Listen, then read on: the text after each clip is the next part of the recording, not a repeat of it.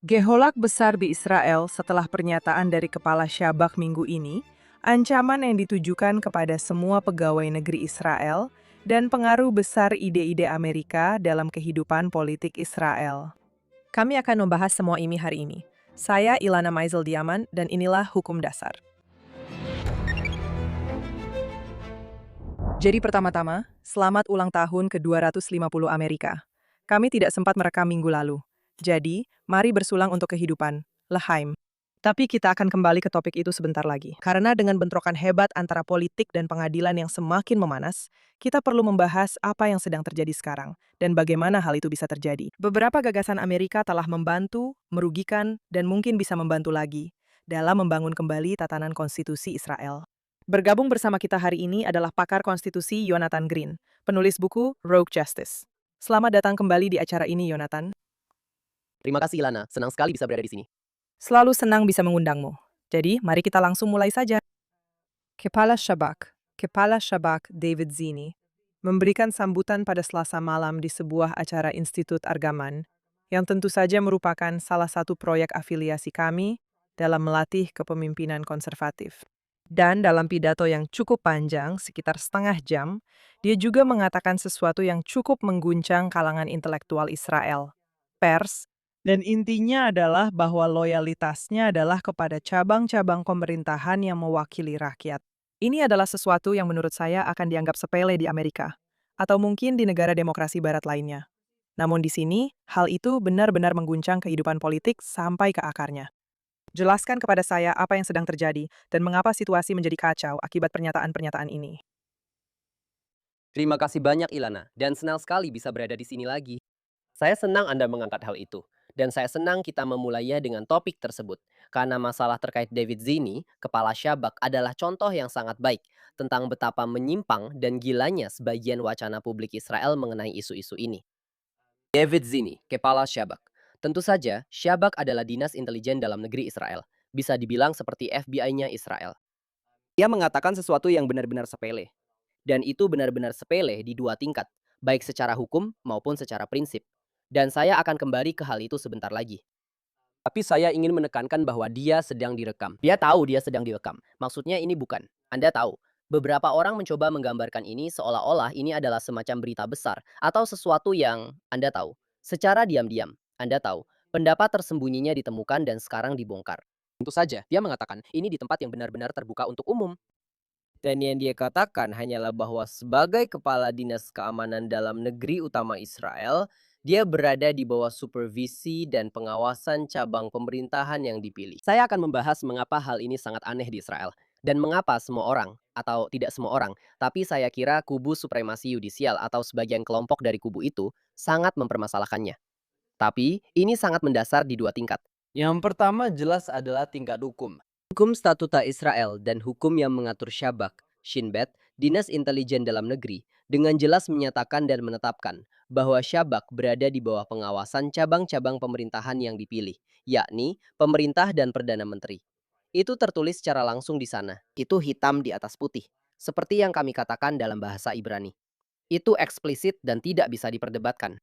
Dan kemudian yang kedua, tentu saja, pada tingkat prinsip, salah satu wawasan paling mendasar dari seluruh pemikiran Barat. Dan mungkin kita akan kembali ke hal ini saat Amerika merayakan 250 tahunnya. Salah satu wawasan paling mendasar dari seluruh pemikiran demokratis Barat adalah bahwa badan penegak hukum khususnya. Artinya, bukan hanya pemerintah eksekutif secara umum, tetapi badan penegak hukum, terutama organisasi kepolisian, organisasi intelijen, harus berada di bawah pengawasan dan kendali yang ketat dari pemerintah sipil. Dari pemerintah sipil yang terpilih. Bagaimana mungkin sebuah masyarakat yang bebas, liberal, dan demokratis bisa bertahan jika lembaga penegak hukumnya, termasuk lembaga intelijennya, tidak berada di bawah kendali sipil? Jadi, apa sebenarnya yang sedang terjadi? Karena bahkan mantan kepala Syabak dan tentu saja para pemimpin partai politik yang akan ikut dalam pemilu sudah angkat bicara dan mengatakan bagaimana mungkin dia bisa mengatakan bahwa dia setia kepada para politisi tapi tidak kepada negara. Oke, bagaimana mungkin seseorang yang bertugas untuk melindungi sampai tingkat tertentu rezim demokrasi Israel bisa mengatakan hal seperti itu? Dan aku tidak mengerti apa lompatan konseptual yang mereka buat. Jadi, dalam beberapa tahun terakhir, Mahkamah Agung Israel dan para perwakilannya, baik di penasihat hukum pemerintah maupun di tempat lain juga, tentu saja di kubu supremasi yudisial dan di sayap kiri politik, mereka telah mengembangkan ide aneh ini. Bahwa pegawai negeri dan pegawai sipil, serta karyawan pemerintah, termasuk di tingkat tertinggi, yang memegang kekuasaan paling besar, mereka harus memberikan kesetiaan mereka. Atau mereka harus menjadikan negara sebagai prioritas mereka. Atau kewajiban mereka adalah kepada negara itu sendiri, negara secara luas. Atau kadang-kadang mereka akan mengatakan, kepada kepentingan publik. Dan masalahnya adalah, ini terdengar, ini mungkin terdengar bagus di atas kertas. Dan ini mungkin terdengar, Anda tahu, agak meyakinkan. Seperti, tentu saja, semua pegawai negeri memiliki kewajiban kepada negara dan melindungi serta memajukan kepentingan negara. Tapi pada akhirnya, itu menjadi abstraksi belaka. Dan yang sebenarnya mereka maksud dengan itu, ketika mereka mengatakannya adalah, mereka maksudkan loyalitas dan kesetiaan kepada Mahkamah Agung, serta loyalitas dan kesetiaan kepada para perwakilannya. Dan pada dasarnya, semacam kalangan elit hukum yang didominasi kubu kiri politik yang mengatur segalanya untuk orang-orang ini. Dan ini adalah semacam perubahan luar biasa, perubahan istilah yang mereka buat karena mereka berbicara tentang independensi, bukan? Independensi organisasi penegak hukum, independensi lembaga pemerintah atau lembaga negara, dan sebagainya. Dan biasanya, di tempat lain itu berarti independensi dari intervensi langsung dalam keputusan-keputusan tertentu, bukan? Kita tidak mengharapkan Perdana Menteri atau pemerintah terpilih untuk mengatur syabak tentang siapa yang harus diselidiki, atau bagaimana cara menyelidiki, atau, Anda tahu, detail-detail kecil dari apa yang mereka lakukan. Tapi kita benar-benar mengharapkan pemerintah terpilih untuk memiliki pengawasan penuh dan supervisi atas lembaga-lembaga ini.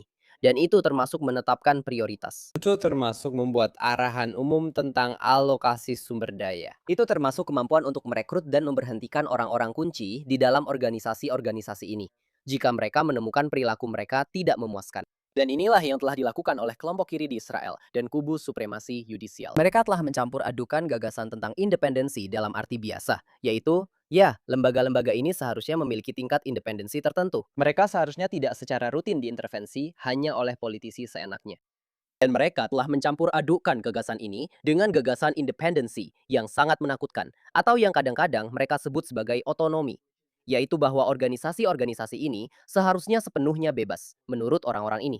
Organisasi-organisasi ini seharusnya sepenuhnya bebas dari pengawasan, kendali, atau pengawasan apapun dari organisasi dan institusi politik yang dipilih secara demokratis. Dan itu adalah sesuatu yang sangat ditolak dalam pemikiran politik liberal Barat. Dan secara sederhana, siapapun yang menganut politik demokrasi Barat seharusnya merasa merinding setiap saat. Sebuah dinas intelijen dalam negeri atau lembaga penegak hukum mengatakan bahwa mereka menginginkan otonomi dan kebebasan dari institusi politik dan lembaga yang dipilih secara demokratis. Jadi, yang luar biasa di sini adalah, untuk merangkumnya, David Zini, kepala Syabak, telah mengatakan hal-hal yang sangat sepele, baik dari segi hukum tertulis Israel maupun dari segi prinsip inti dan prinsip dasar pemerintahan demokratis. Namun, reaksi keras atau kegemparan dari banyak pihak di kalangan lembaga hukum Israel, khususnya dari sayap kiri politik, hal ini hanya mencerminkan seberapa jauh organisasi-organisasi dan orang-orang ini telah menyimpang dari prinsip-prinsip dasar demokrasi. Dan betapa longgarnya komitmen mereka terhadap hukum Israel. Jadi, saya akan menambahkan satu kayu lagi ke dalam api sebelum kita mencoba mengaitkan kembali hal ini dengan prinsip-prinsip dan gagasan dasar serta memikirkan langkah ke depan. Yaitu bahwa ada juga sebuah keputusan yang sangat menarik yang dikeluarkan minggu ini, yang merupakan salah satu dari serangkaian kasus yang berkaitan dengan otoritas penyiaran kedua. Sesuatu yang agak rumit. Saya tidak ingin membahas terlalu dalam sekarang. Mungkin kamu bisa menyebutkan beberapa garis besarnya, tapi kasusnya sendiri cukup teknis. Jadi, saya cukup terkejut melihat itu. Bahkan di, katakanlah, The Times of Israel, salah satu situs berita besar lainnya, ada judul besar tepat di bawah. Kamu tahu? Iran dan Turki. Terkait kemungkinan, ini berasal dari keputusan ini, pencabutan. Semacam kekebalan profesional atau perlindungan dari gugatan perdata bagi pegawai negeri yang tidak mematuhi keputusan pengadilan. Benar? Dan ada kontroversi yang sedang berkembang di Israel tentang kepada siapa, dan ini sudah terbuka. Artinya ini bahkan bukan lagi pertanyaan tentang, tahu kan, orang-orang suka menggunakan istilah deep state, yang sangat saya hindari. Tapi katakanlah, kamu tahu, deep state versus pemerintahan terpilih atau semacamnya. Ini adalah diskusi yang sangat terbuka di Israel, di ranah publik, di mana orang-orang sedang membahas, sedang mempertimbangkan pertanyaan tentang kepada siapa sebenarnya birokrasi itu setia. Dan seolah-olah minggu ini pengadilan secara terbuka menyatakan, "Yah, kamu tahu, kesetiaan itu kepada kami. Kami mewakili supremasi hukum." Dan itu sendiri sudah menjadi berita utama. Seperti yang saya katakan, hal ini telah diberitakan tanpa banyak kritik dalam bahasa Inggris. Dalam bahasa Ibrani, ada orang-orang di kedua sisi dari permasalahan ini. Mungkin Anda bisa menceritakan sedikit lebih banyak tentang hal itu kepada kami. Tentu saja. Dan menurut saya, Ilana, kedua isu itu saling berkaitan langsung. Karena salah satu hal yang telah kita lihat, atau salah satu dari semacam unsur mendasar dari supremasi yudisial di Israel dan naiknya Mahkamah Agung di Israel adalah penakutan dan intimidasi terhadap wakil rakyat yang terpilih, terutama dari pihak kanan, atau mereka yang berani menantang pengadilan. Tahu, penakutan dan intimidasi terhadap pejabat pemerintah di seluruh birokrasi sipil dan di seluruh pemerintahan eksekutif. Dan kita telah melihat hal ini dilakukan dengan berbagai cara. Salah satu cara yang telah kita lihat dilakukan adalah melalui lembaga penegak hukum dan sistem peradilan pidana. Dan kita tidak perlu membahas itu. Tapi hal itu berkaitan langsung dengan apa yang dikatakan David Zini dan kontroversi di sekitarnya. Dan ini datang dari dua arah, bukan? Salah satunya adalah kita pernah memiliki kepala sabak sebelumnya, termasuk yang tercemar namanya, Doinenbah, yang merupakan kepala sabak sebelum dan saat 7 Oktober. Tapi kita punya kepala syabak yang menargetkan, menyelidiki, dan menyusup ke berbagai menteri pemerintah, termasuk Menteri Ben Gvir dan yang lainnya. Jadi ada semacam upaya untuk mempolitisasi syabak, menggunakan syabak sebagai senjata melawan pejabat terpilih dan pejabat tinggi pemerintah. Dan pada saat yang sama, ini adalah sisi lain dari koin yang sama.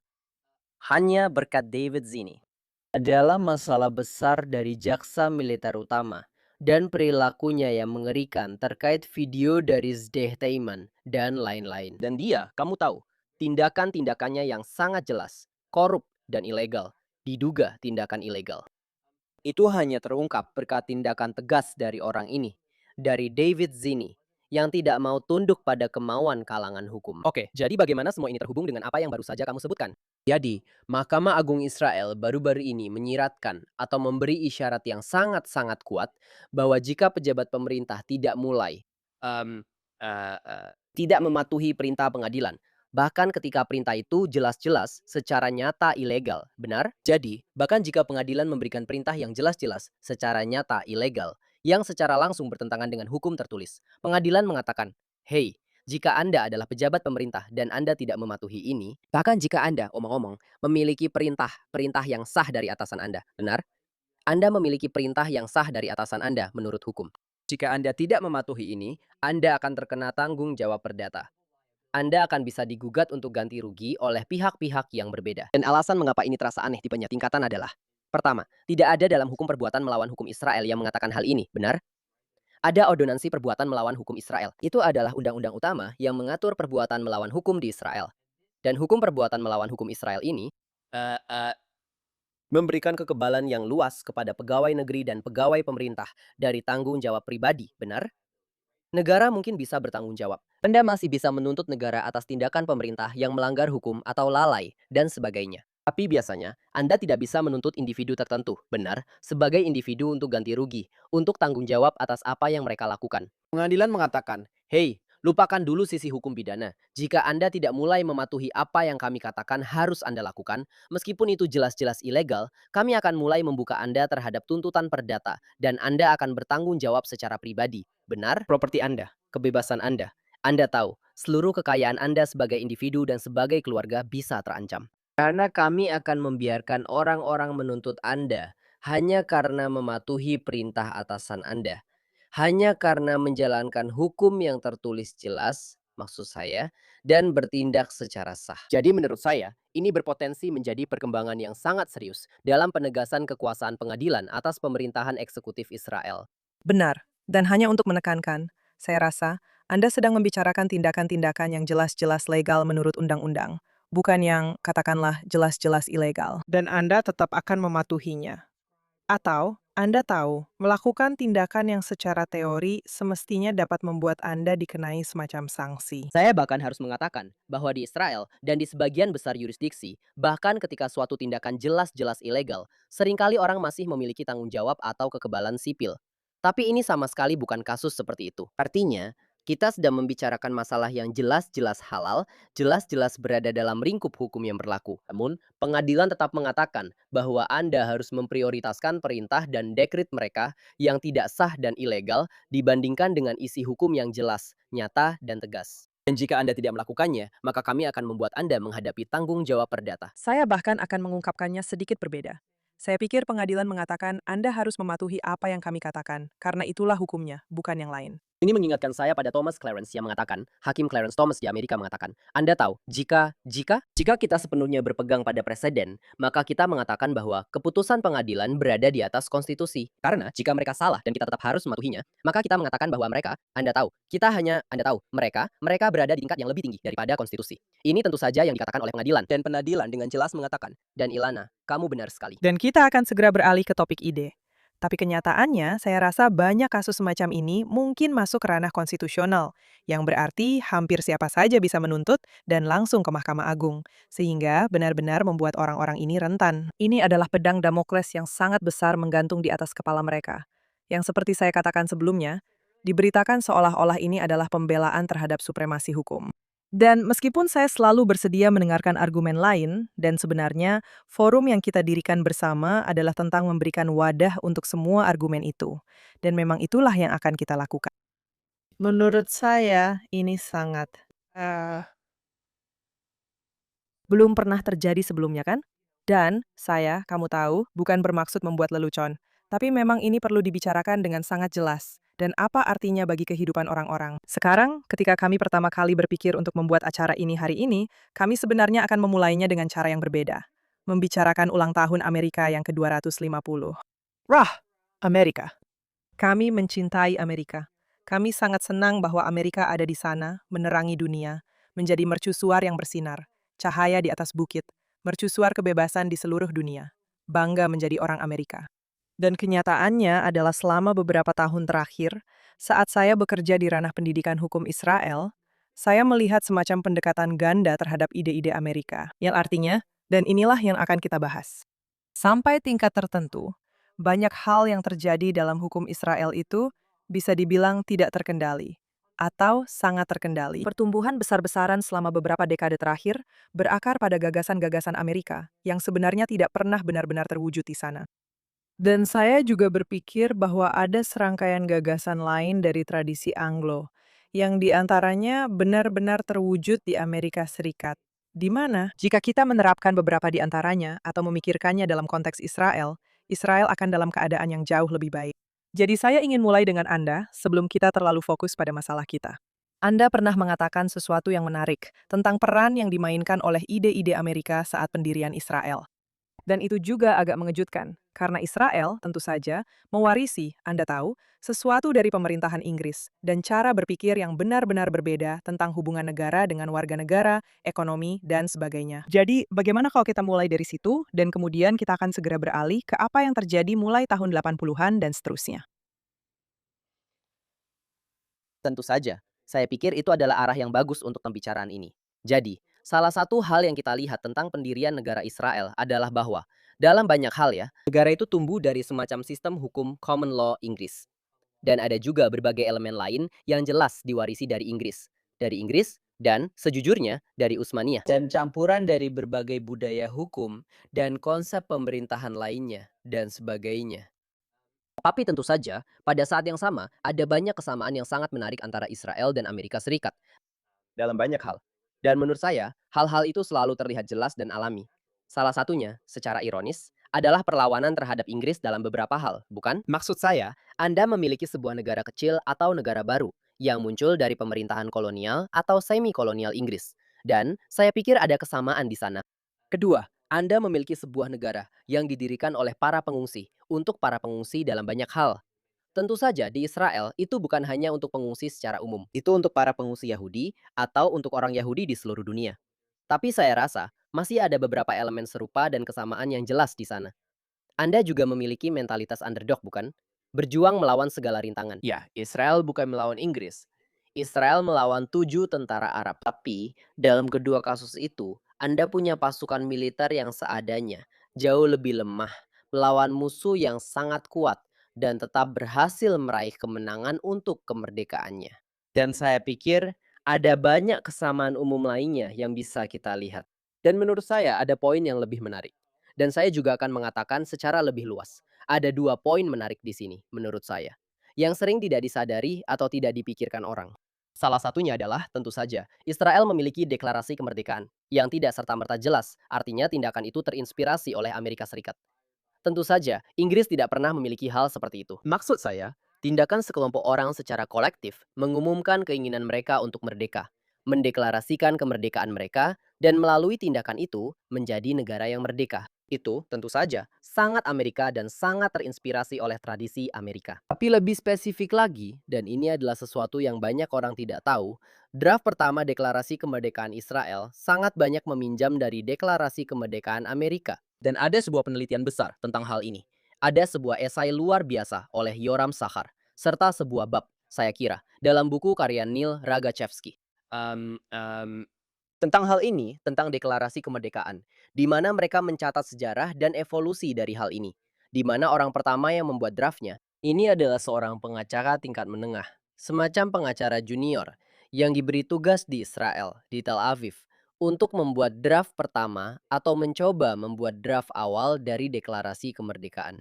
Dan hal pertama yang dia lakukan adalah membuka deklarasi kemerdekaan Amerika Serikat dan menyalin berbagai bagian dari dokumen itu ke dalam draft pertamanya. Sekarang, tentu saja, seiring draft ini berkembang dan sebagaimana akhirnya menjadi deklarasi kemerdekaan yang sekarang, draft tersebut mengalami banyak perubahan. Sulit untuk mengidentifikasi bagian-bagian itu hari ini. Tetapi, Anda masih bisa melihat beberapa jejaknya dengan jelas. Dan untuk menyebutkan beberapa saja, maksud saya, beberapa yang besar menurut saya adalah gagasan tentang hak alami, bukan hanya hak suatu bangsa, bukan? Anda tahu, hak-hak yang tidak dapat dicabut dari individu terhadap pemerintah, tetapi hak alami suatu bangsa, bukan? Kami rakyat. Gagasan dalam deklarasi kemerdekaan tentang hak rakyat untuk membentuk pemerintah mereka, untuk membubarkan pemerintah dan sebagainya. Ini adalah sesuatu yang juga tercermin dalam deklarasi kemerdekaan Israel, yang membicarakan tentang hak alami bangsa Yahudi di tanah Israel, dan sebagainya. Ada elemen-elemen lain juga, tapi menurut saya itu adalah sesuatu yang sangat menarik yang tidak banyak diketahui orang. Ada unsur-unsur dasar inti ini yang benar-benar langsung diambil dari deklarasi kemerdekaan Amerika ke deklarasi kemerdekaan Israel.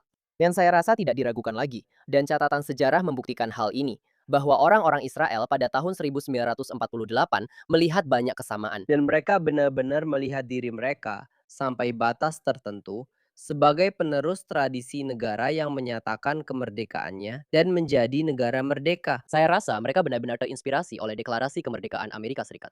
Yang mana, tentu saja, kamu tahu, juga pada gilirannya juga terinspirasi. Benayot, seperti yang kami katakan dalam bahasa Ibrani, antara lain oleh gagasan-gagasan Yahudi. Jadi, ini adalah simbiosis historis yang indah. Oke, jadi itu ya, signifikan, dramatis, dan menarik untuk memahami hal itu. Bahkan para pendiri Israel, banyak di antara mereka yang memiliki ketertarikan atau ketertarikan besar terhadap apa yang saat itu adalah Uni Soviet. Dan banyak di antara mereka yang merupakan ahli hukum. Biasanya memiliki pelatihan baik dalam sistem Inggris atau dalam sistem kontinental Eropa lainnya. Memandang Amerika sebagai sumber nilai-nilai dan keadilan yang ingin mereka tiru di negara Yahudi ini. Dan sekarang saya ingin membicarakan tentang ide-ide lain yang telah masuk ke dalam aliran pemikiran intelektual Israel, terutama di dunia hukum. Dan untuk membicarakan bagaimana ide-ide tersebut, sebagian bertanggung jawab atas kekacauan yang kita alami saat ini. Jadi saya berikan misi itu kepada Anda. Silakan lanjutkan.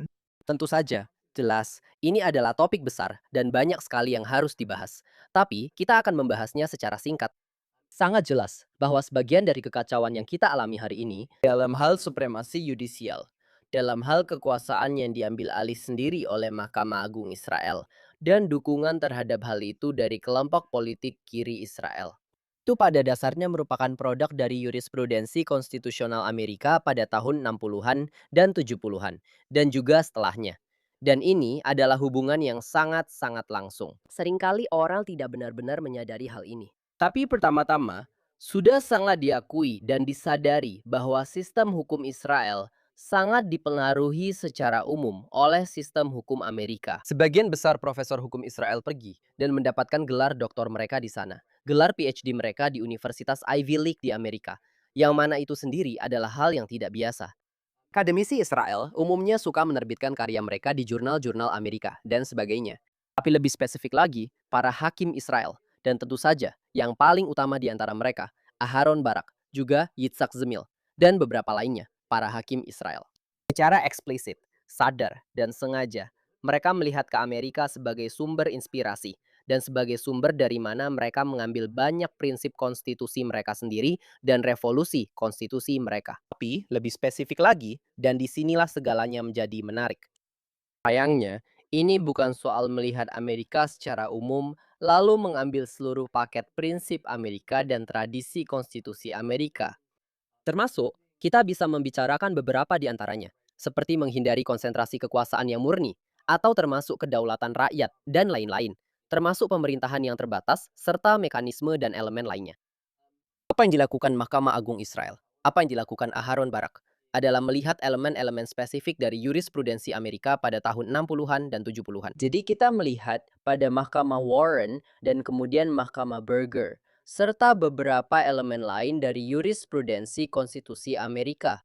Mahkamah Agung Israel, khususnya Aharon Barak, melihat pada doktrin-doktrin tertentu yang telah dikembangkan oleh Mahkamah Agung Amerika. Secara khusus, hal-hal seperti due process substantif atau konstitusionalisme hidup atau visi yang sangat luas dan kreatif tentang penafsiran undang-undang, penafsiran konstitusi, dan peran kehakiman. Mari kita berhenti sejenak, karena tidak semua orang yang menonton acara ini adalah seorang pengacara. Jadi saya hanya ingin mengambil beberapa hal tersebut dan menjelaskan signifikansinya dalam satu kalimat. Dalam satu kalimat saja, tahu kan? Tentu saja. Jadi, Anda tahu, kita pernah mengalami sebuah era di Mahkamah Agung Amerika Serikat, terutama pada tahun 60-an dan 70-an, dan sedikit setelahnya juga, yang perlahan-lahan mulai berkurang, tetapi saat itu adalah masa puncak dalam jurisprudensi konstitusi Amerika Serikat, di mana Mahkamah Agung menjadi lebih kreatif dari sebelumnya dan lebih liberal dari sebelumnya. Saya tidak hanya berbicara tentang sisi kiri politik. Maksud saya liberal dalam hal cara Mahkamah Agung menafsirkan dan menerapkan undang-undang. Dan apa yang dilakukan Mahkamah Agung AS pada tahun-tahun itu adalah mengembangkan serangkaian doktrin yang pada dasarnya memungkinkan mereka untuk mengabaikan teks konstitusi, memasukkan ketentuan-ketentuan ke dalam konstitusi yang sebenarnya tidak pernah ada atau tidak pernah dimaksudkan untuk ada di sana. Dan pada dasarnya, Mahkamah Agung Amerika Serikat dan para hakimnya menjadi semacam penulis konstitusi Amerika Serikat yang baru. Dan terkadang mereka melakukan ini secara sangat eksplisit. Artinya mereka mengatakan, Anda tahu, kami para hakim seolah-olah menyalurkan sentimen sosial modern melalui konstitusi dan melalui pengadilan. Dan kami menyalurkan itu ke dalam kehidupan publik dan ke dalam undang-undang dan sebagainya. Jadi, dan ini dianggap Anda tahu, benar-benar sebuah penyimpangan radikal dari jurisprudensi dan tradisi Mahkamah Agung Amerika Serikat sebelumnya. Dan ini, dalam banyak hal, memicu gelombang di seluruh dunia, dan terutama di Israel, di mana banyak pengadilan dan hakim di seluruh dunia melihat itu dan berkata, tunggu dulu, kita juga bisa melakukan itu. Jika para hakim di negara seperti Aequs Araja bisa lolos melakukan ini, padahal ide-ide semacam ini dipandang sangat serius di sana, maka mungkin kita juga bisa melakukannya. Dan disinilah Aharon Barak dan Mahkamah Agung Israel mengambil begitu banyak inspirasi dari para hakim ini dan doktrin-doktrin khusus mereka. Dan berkata, hey, kita juga bisa melakukan revolusi yang serupa, di mana kita memberikan kekuatan besar dalam pembuatan kebijakan kepada para hakim, di mana kita menyatakan kekuasaan, wewenang, dan hak istimewa tertentu yang sebelumnya tidak pernah diberikan kepada para hakim. Dan yang paling penting, di mana kita bisa meninggalkan hukum seperti yang kita kenal dan mulai membuat keputusan yudisial. Pada dasarnya, dekret. Dekret sepihak yang sewenang-wenang, yang tidak memiliki dasar dalam teks hukum, sejarah hukum, maupun tradisi hukum. Dan inilah yang mulai dilakukan oleh Mahkamah Agung Israel. Benar, untuk menegakkan keadilan. Benar. Demi tujuan yang katanya mulia, benar? Entah itu keadilan, hak asasi manusia, demokrasi secara umum, atau prinsip abstrak dan samar apapun yang ingin kamu gunakan. Dan seperti yang kamu amati dengan sangat tepat. Ya, jadi maksudnya, para hakim selalu melakukan ini dengan dalih dan mungkin juga dengan keyakinan tulus bahwa mereka, kamu tahu, menyalurkan suatu prinsip penting yang nyata dalam demokrasi dan masyarakat bebas. Tapi hasil sebenarnya selalu seperti itu. Dan ini benar di Amerika. Dulu benar di Amerika. Dan sekarang juga benar di Israel. Adalah penetapan kebijakan, penetapan aturan, dan hasil kepada masyarakat oleh sekelompok birokrat yang tidak terpilih. Jadi kalau hanya kita berdua yang berbicara, saya akan bilang, salah satu contoh yang sangat bagus dari hal ini adalah penekanan luar biasa yang diberikan kepada Ronald Dworkin dalam studi hukum. Tapi ini bukan hanya kita berdua yang berbicara. Jadi yang sebenarnya ingin saya lakukan ketika kita membicarakan misalnya pentingnya ide-ide ini atau menonjolnya ide-ide ini adalah mengambil kasus nyata di mana ide-ide tersebut benar-benar berpengaruh. Yang kamu tahu, mungkin telah mengubah hasilnya dibandingkan dengan apa yang mungkin dilakukan oleh pengadilan Israel beberapa dekade yang lalu. Jika kamu memilih Haredim, kita mungkin akan berakhir dengan berdebat tentang hasilnya. Tapi kamu bisa memilih topik apa saja, bebas. Tidak, tentu saja. Saya pikir masalah ini benar-benar telah meresap ke dalam jurisprudensi. Jurisprudensi Mahkamah Agung. Dalam arti bahwa kamu bisa menemukan gema dari pendekatan radikal Amerika yang telah kita temukan, yang telah diimpor ke Israel. Dan dalam arti itu, ini hampir mudah. Karena hampir setiap putusan aktivis besar Mahkamah Agung selama 3 atau 4 dekade terakhir, kita bisa mengidentifikasi dengan tepat di mana asal-usul radikal aktivis Amerika itu berada.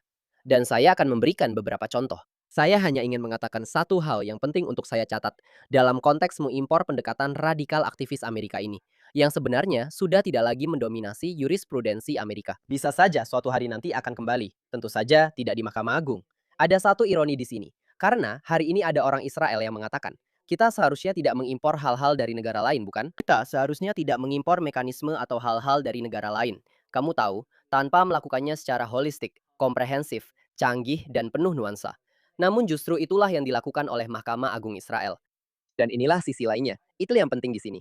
Yang dilakukan Mahkamah Agung Israel adalah mengimpor beberapa elemen radikal ini. Dan saya yakin kita akan membahasnya lebih lanjut sebentar lagi. Tapi mereka memang mengimpornya. Tanpa adanya mekanisme atau prinsip penyeimbang dan peredam yang biasanya ada di Amerika Serikat. Jadi, yang Anda miliki adalah kekuatan yudisial mentah. Kekuatan mentah ini, seperti yang dikatakan Joshua Kleinfeld kepada saya, kekuatan yudisial mentah yang berdenyut-denyut ini, yang diimpor Mahkamah Agung Israel dari Mahkamah Agung Amerika. Tapi mereka melakukannya tanpa faktor pembatas apapun yang ada, dan yang membatasi serta mengendalikan kekuatan itu bahkan di sistem Amerika. Dan di sini, inilah salah satu alasan mengapa di Israel kekuasaan itu bisa berjalan liar atau di luar kendali. Kita mungkin akan kembali ke topik itu, tapi mari kita bahas beberapa contoh karena Anda memintanya. Ya, salah satu contohnya adalah wajib militer Haredi. Bukan karena, dan kita jelas bisa membahas panjang lebar tentang wajib militer Haredi dan perbedaan pendapat mengenai isu ini. Em, eh, saya sendiri sangat mendukung bahwa orang-orang Haredi seharusnya ikut wajib militer di Israel dan seharusnya berpartisipasi sepenuhnya dalam masyarakat Israel secara umum. Dan pertanyaannya adalah, bagaimana kita bisa sampai ke titik itu? Tapi yang jelas atau hubungan yang kita lihat di sini antara kedua Mahkamah Agung itu adalah ini. A. Kemauan untuk terlibat dalam kontroversi publik yang begitu sengit dan syarat perdebatan. Dan B. Dengan dasar hukum yang sangat minim. Dan salah satu contoh yang menurut saya paling relevan dari Amerika Serikat adalah Roe v. Wade dan isu hak atas aborsi. Hak konstitusional atas aborsi di Amerika Serikat. Dan salah satu hal yang dikatakan oleh Hakim Scalia dalam kasus Planned Parenthood versus Casey tahun 1992. Dan ini adalah kasus lain tentang Roe v. Wade dan hak atas aborsi, di mana Mahkamah Agung semacam menegaskan Roe v. Wade atau menegaskan hak atas aborsi di Amerika Serikat. Hakim Scalia, dalam pendapat yang berbeda, mengatakan, yang kalian lakukan hanyalah membuat isu ini semakin kontroversial, dan kalian hanya membuat ini menjadi isu yang semakin mengakar dan semakin sulit diatasi. Alih-alih membiarkan publik mencapai kompromi, alih-alih membiarkan publik membahasnya dan mengambil keputusan mereka sendiri. Melalui proses politik, melalui debat publik, kalian memaksakan solusi ini, hasil ini, kepada masyarakat, tanpa membiarkannya melalui proses yang seharusnya. Dan dengan cara itu, kalian justru memperburuk keadaan. Dan inilah dalam banyak hal yang terjadi di Israel dengan pengecualian dinas militer untuk kelompok ultra-ortodoks. Karena pengadilan telah campur tangan dalam masalah ini secara sewenang-wenang tanpa dasar hukum sejak tahun 1988, sejak putusan Ressler yang terkenal pada tahun 1988, ketika diputuskan bahwa hal itu dapat diadili. Dan ini terus berlanjut. Tentu saja, saya harus mengatakan, saya membahas hal ini secara panjang lebar di buku saya. Saya belum cukup sering menyebutkan buku saya, tapi Rogue Justice, Kebangkitan Supremasi Yudisial di Israel, bisa didapatkan di Amazon. Tapi, saya membahas ini secara panjang lebar di buku saya. Namun, Anda memiliki situasi di mana pengadilan terus-menerus ikut campur dalam masalah wajib militer ultra-ortodoks. Salah satu isu yang paling diperdebatkan dan penuh perselisihan dalam kehidupan publik Israel. Tapi, elemen lain yang ingin saya sampaikan tentang hal ini bukan hanya soal kontroversi publik yang diperparah oleh pengadilan. Ini juga soal ketidakpatuhan terhadap hukum, benar? Dalam kasus Roe v. Wade dan dalam hak aborsi di Amerika, jelas tidak ada dasar sebagai argumen hukum konstitusional. Tidak pernah ada dasar untuk mengatakan bahwa ada hak konstitusional atas aborsi. Anda bisa saja punya pendapat apakah ini baik atau buruk. Anda bisa saja punya pendapat tentang ini di tingkat kebijakan publik, di tingkat moral, dari sudut pandang liberal, dan semua orang. Dan pendapatnya berbeda-beda, itu tidak masalah. Tapi argumen bahwa konstitusi Amerika memberikan hak konstitusional atas aborsi selalu merupakan argumen hukum yang sangat lemah. Kita tidak perlu membahas itu sekarang. Dengan cara yang sama, di Israel, gagasan bahwa ada kewajiban hukum bagi pemerintah untuk merekrut pria ultra-ortodoks benar untuk tidak memberikan pengecualian itu selalu terdengar konyol. Dan secara singkat, saya tidak akan membahas ini. Tapi pengadilan pada dasarnya mengatakan bahwa apa yang disebut konstitusi Israel, yang sebenarnya bukan konstitusi, kita tidak akan membahas itu sekarang. Tapi apa yang disebut konstitusi Israel, di dalamnya terdapat hak atas kesetaraan. Dan oleh karena itu, hak atas kesetaraan memaksa pemerintah untuk tidak memberikan pengecualian kepada pria ultra-ortodoks. Sekarang, masalahnya adalah, tentu saja, tidak ada hak atas kesetaraan dalam undang-undang yang oleh pengadilan diklaim sebagai konstitusi Israel. Tidak tertulis dimanapun. Dan itu bukan suatu kebetulan. Hak atas kesetaraan dalam Undang-Undang Dasar tahun 1992, Undang-Undang Dasar tentang Kebebasan dan Martabat Manusia, hak atas kesetaraan sengaja dikecualikan. Hak itu pernah dimasukkan dalam rancangan sebelumnya dan kemudian dihapus dari undang-undang tersebut sebagai kompromi utama yang memungkinkan undang-undang itu disahkan. Dan kita bisa membahasnya lagi. Masih banyak yang bisa dikatakan tentang hal ini. Ini hanya secara singkat. Tapi pahami betapa konyolnya hal ini sebagai argumen hukum ketika pengadilan mengatakan mereka mengakui hak atas kesetaraan yang tidak tercantum. Padahal, hak itu sengaja dihapus dari undang-undang. Dan berdasarkan hak atas kesetaraan yang tidak tercantum ini, yang sengaja dihapus dari undang-undang, sekarang kita akan membatalkan keinginan pemerintah untuk membebaskan pria ultra-ortodoks dari wajib militer. Jadi ini salah satu contohnya, dan saya bisa memberikan beberapa contoh lagi. Saya sudah bilang kalau kamu memilihnya, kita mungkin akan berdebat sedikit. Dan kamu tahu, saya sepakat dengan semua yang kamu katakan tentang cara pengadilan mendekati isu ini, dan dasar atau kurangnya dasar yang digunakan pengadilan dalam menangani isu ini, serta alasan atau kurangnya alasan yang diterapkan. Kita sebenarnya sependapat. Yang tidak saya suka dari menggunakan ini sebagai contoh adalah karena ini salah satu dari banyak kasus di mana pengadilan melakukan hal yang populer yang juga terasa seperti itu. Saya pikir, sekali lagi, seperti itu. Saya juga percaya bahwa Haredim seharusnya tidak diwajibkan mengikuti dinas militer. Oke, dan bahwa telah terjadi ketidakseimbangan yang parah dalam masyarakat yang disebabkan oleh beban dinas militer yang tidak proporsional pada sebagian kelompok dan minimnya partisipasi dari kelompok lain.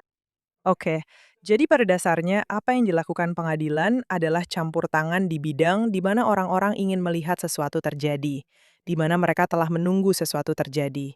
Dan saya bisa bilang mungkin selama beberapa dekade, tapi pasti selama beberapa tahun terakhir. Saya rasa kamu tidak salah. Satu saat ketika politik tampaknya tidak mampu menyelesaikan masalah, terutama karena, kamu tahu, koalisi sayap kanan manapun, berbeda dengan pemerintahan persatuan, harus duduk bersama Haredim. Jadi, ketika kita menggunakan isu ini untuk membicarakan masalah pertumbuhan kekuasaan yudisial, yang tidak terikat pada undang-undang, konstitusi, atau mandat rakyat. Pada akhirnya yang terjadi, yang kamu miliki.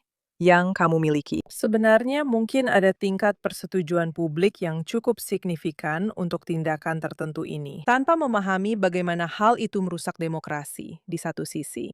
Dan di sisi lain, seringkali yang terjadi adalah, seperti yang kita tahu, pihak kanan pada dasarnya mengatakan, "Yah, alasan kita belum menyelesaikan masalah ini melalui proses demokrasi adalah karena pengadilan terus campur tangan." Jika pengadilan tidak campur tangan, tentu saja kita bisa menyelesaikan ini dengan cara yang benar. Dan bahkan dalam upaya awal pemerintah, dari seperti yang kita tahu, Knesset mengesahkan undang-undang yang seharusnya meningkatkan wajib militer, mereka sebenarnya tidak pernah benar-benar melakukannya secara signifikan. Saya akan lanjut ke contoh lain, tapi saya rasa Anda tidak salah. Dan menurut saya, yang bisa saya katakan tentang itu adalah dalam lingkup yang sangat sempit, ini jelas merupakan pembicaraan yang jauh lebih besar. Tapi ya, saya rasa Anda benar dalam arti bahwa ini memang begitu. Salah satu kritik terhadap intervensi yudisial semacam ini adalah bahwa hal itu memberikan alasan bagi para politisi dan membebaskan mereka dari tanggung jawab atas kelalaian mereka sendiri, ketidakmampuan mereka sendiri untuk menyelesaikan masalah-masalah penting dan menawarkan solusi. Ini hanya memberi para politisi kemampuan untuk berkata, ini semua salah pengadilan, atau ini semua Anda tahu. Kalau saja pengadilan tidak ikut campur, kami pasti sudah melakukan jauh lebih banyak akan terjadi. Jadi, menurut saya, itu salah satu dari banyak argumen yang menentang intervensi yudisial semacam itu. Yaitu bahwa, saya tidak mengatakan bahwa itu membebaskan para politisi. Tetapi, itu memberi para politisi kesempatan untuk berpura-pura atau mengklaim bahwa mereka dibebaskan dari tanggung jawab atas masalah-masalah ini.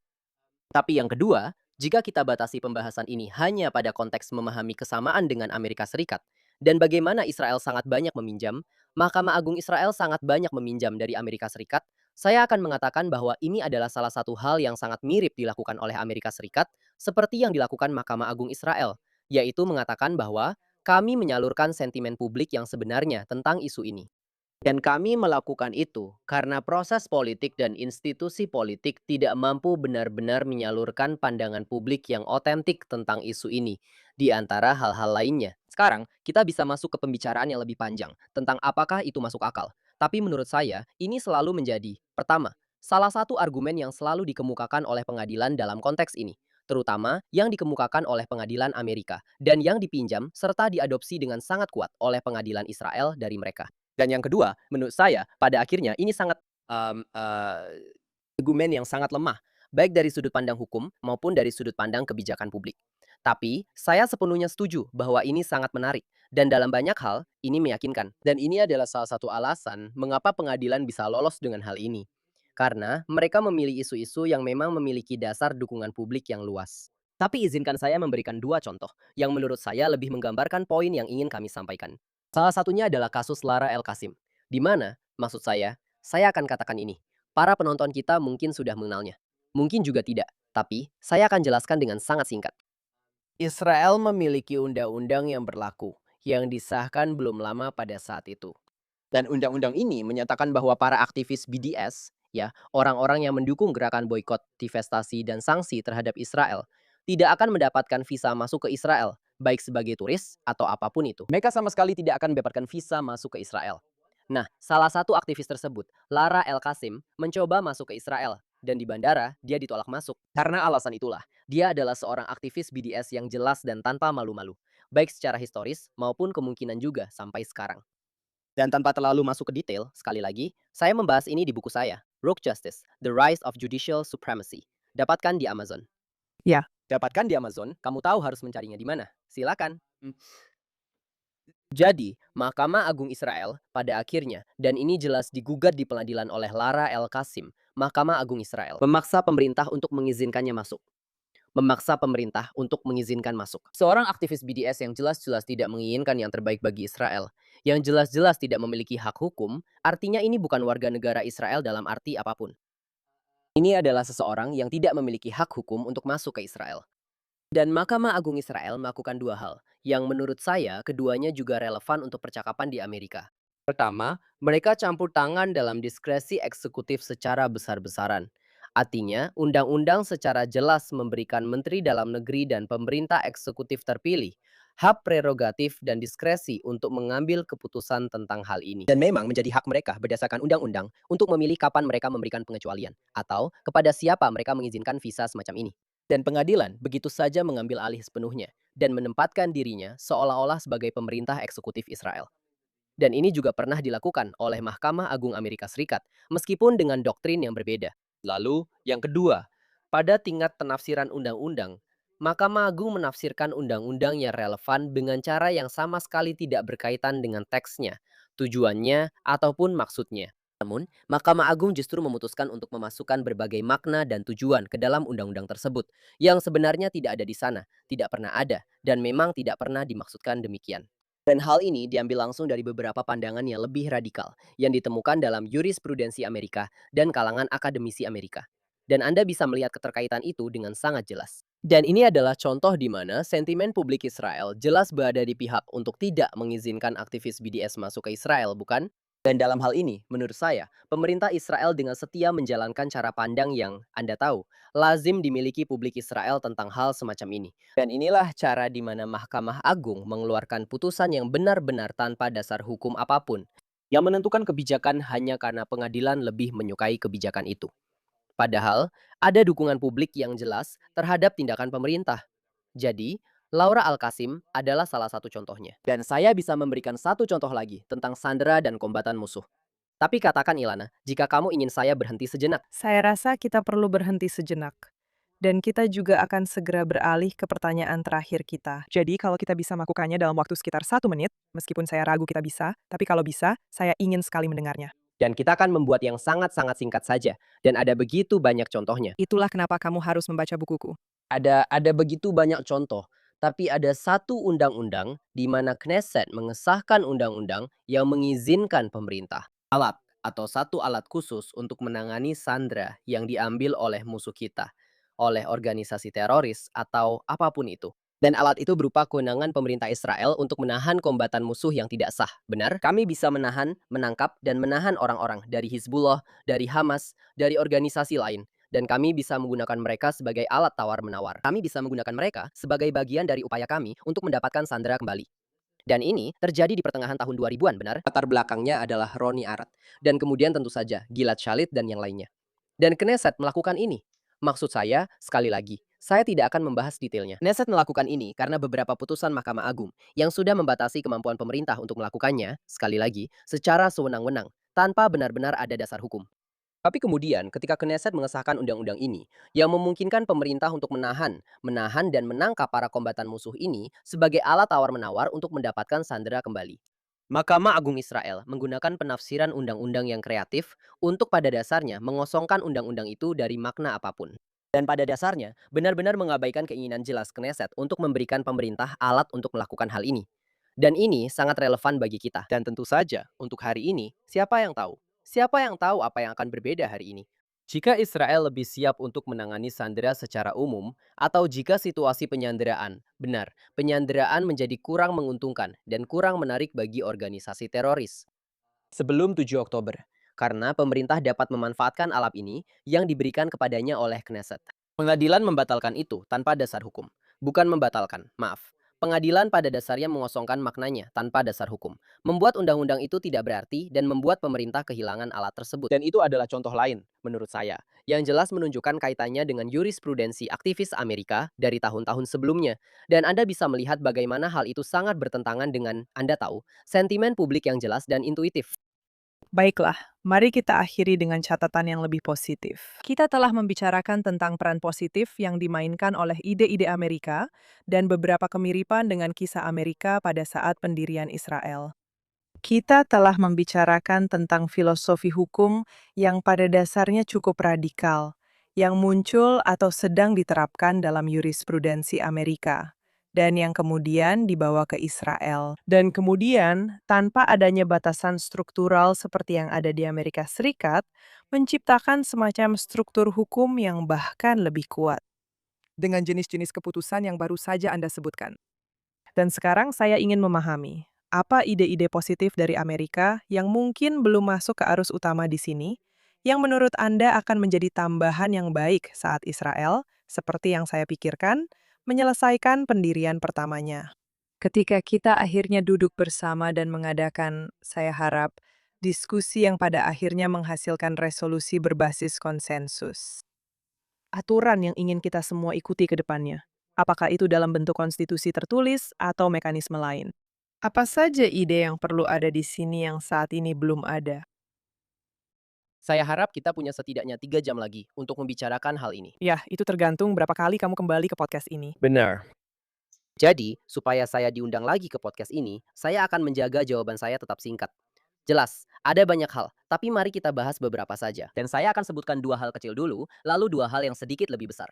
Jelas, Amerika, baik dari deklarasi maupun konstitusinya hingga hari ini, benar-benar merupakan benteng pemerintahan yang baik, kebajikan, sistem pemerintahan yang luar biasa dan fenomenal, kebebasan, dan demokrasi. Dan ada hal besar yang harus dipelajari semua negara dari Amerika Serikat. Dan kita semua seharusnya merayakan 250 tahun Amerika dan inspirasi yang telah diberikannya untuk dunia dan untuk kebebasan di mana-mana. Jadi, lebih spesifik lagi, ada dua hal yang saya katakan, bukan secara bercanda, tapi dua hal yang saya harap Israel bisa adopsi dari jurisprudensi Amerika, dari tradisi konstitusional Amerika.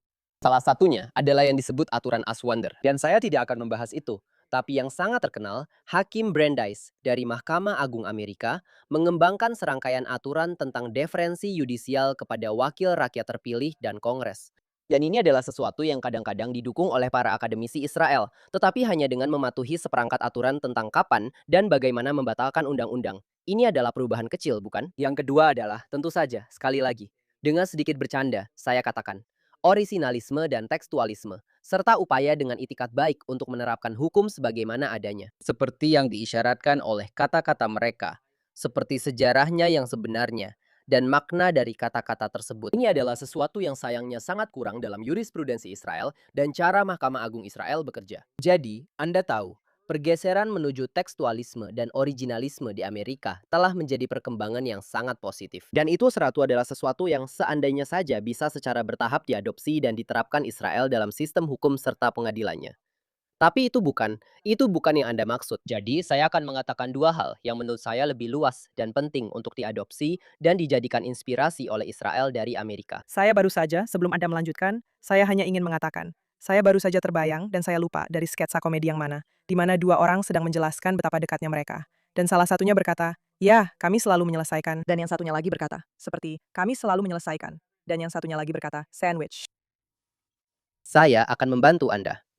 Itu dari Frozen. Itu lagu dari Frozen. Tidak, tidak, tidak. Mereka menirunya. Tapi ya, selesaikan sandwichku. Saya akan menyelesaikan sandwichmu sekarang, dan ini bukan yang pertama kali. Pertama adalah, kamu tahu, konsep dasar bahwa pemerintah datang setelah rakyat. Artinya pertama-tama ada rakyat, lalu pemerintah.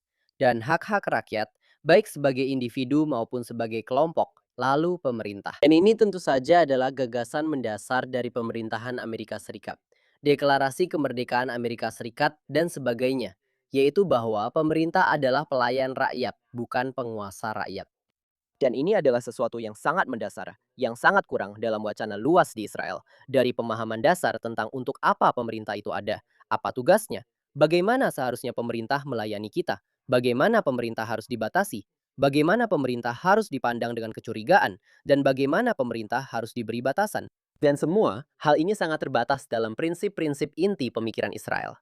Saya harus katakan, baik di pihak kanan maupun kiri. Saya pikir pihak kanan sedikit lebih baik dalam hal ini di Israel dibandingkan pihak kiri. Tapi saya tidak berpikir, maksud saya, masalah ini atau kekurangan ini tidak bisa dikaitkan dengan kubu politik atau pihak tertentu saja. Dan saya akan menambahkan, ini adalah isu yang agak terpisah, tapi jelas sangat berkaitan. Tapi, ini lebih spesifik. Namun saya pikir, ada hal yang bahkan lebih penting yang harus segera dipahami oleh Israel, yaitu kecurigaan mendalam terhadap penegakan hukum secara khusus dan terhadap kekuasaan negara. Anda tahu, kekuasaan negara. Ialah menggunakan kekuatan kekerasannya, benar? Lembaga penegak hukum, polisi, dinas intelijen, dan sebagainya. Tradisi Amerika. Ini berasal dari pandangannya tentang pemerintahan yang terbatas secara umum. Tetapi juga sebenarnya jauh lebih spesifik dari pengalaman dalam tradisi Inggris dan tempat lain. Tradisi Amerika memiliki gagasan yang sangat tertanam tentang kecurigaan terhadap penegak hukum dan polisi, serta wewenang koersif pemerintah. Penggunaan kekuatan kekerasan pemerintah terhadap warga negara dan rakyatnya. Dan ini adalah sesuatu yang Anda tahu, saya selalu katakan ini terbukti. Anda tahu, di Amerika, ketika Anda mempelajari hukum konstitusi, pertama-tama Anda mempelajari prosedur pidana, bukan? Amandemen keempat, kelima, dan keenam adalah tentang prosedur pidana. Dan sebaliknya, jika Anda mempelajari prosedur pidana di Amerika, hal pertama yang sebenarnya Anda lakukan adalah mempelajari hukum konstitusi. Ini tidak terjadi di Israel. Dan orang Israel tidak secara intuitif menghubungkan antara memiliki masyarakat yang bebas, masyarakat konstitusional, dengan pemerintahan yang terbatas, dan hal-hal yang melekat di dalamnya. Batasan ketat pada penegakan hukum, dan bagaimana penegak hukum dapat mengendalikan, melanggar, atau membatasi warga negara Israel, dan, Anda tahu, individu, serta kelompok dalam masyarakat Israel. Jadi, untuk lebih konkret, saya pikir Israel akan sangat diuntungkan jika lebih memahami wawasan Amerika tentang, Anda tahu, kebebasan individu dan sikap curiga, pengawasan, serta supervisi yang perlu diterapkan pada lembaga penegak hukum. Saya pikir itu adalah beberapa hal terbesar yang perlu dipelajari Israel dari Amerika saat ini. Dan Anda, saya hanya ingin menambahkan bahwa Anda tadi mengatakan para pendiri atau penyelesaian pendirian Israel. Dalam buku saya menulis bahwa Israel pada tahun 1948 hanya memiliki para pendiri, tanpa perancang. Tentu saja, karena kami memiliki sekelompok orang luar biasa yang telah mendirikan negara ini. Tetapi sangat sedikit orang yang memiliki pengetahuan tentang tata kelola negara dan kesempatan untuk benar-benar membangun sebuah sistem seperti yang dilakukan oleh orang Amerika. Jadi, saya setuju dengan Anda bahwa sekarang saatnya bagi para perancang. Sekarang saatnya para perancang datang dan, ya, memang agak terlambat. Tapi, sekarang saatnya para perancang datang dan membentuk persatuan yang lebih sempurna, bukan? Dan sistem pemerintahan yang lebih baik yang akan melayani Israel. Dan mereka benar-benar harus berkaca pada Amerika, baik pada saat pembentukannya maupun pada momen konstitusionalnya. Dan tentu saja, hingga hari ini, perayaan ke-250 tahun. Saya sangat berharap bahwa forum yang melanjutkan pekerjaan yang telah kita mulai bersama dapat membantu membentuk orang-orang yang akan menjalankan misi itu. Dan tentu saja, saya akan menutup dengan promosi ke-80 untuk bukumu, yang benar-benar harus dibaca oleh semua orang. TC Taigi Lena.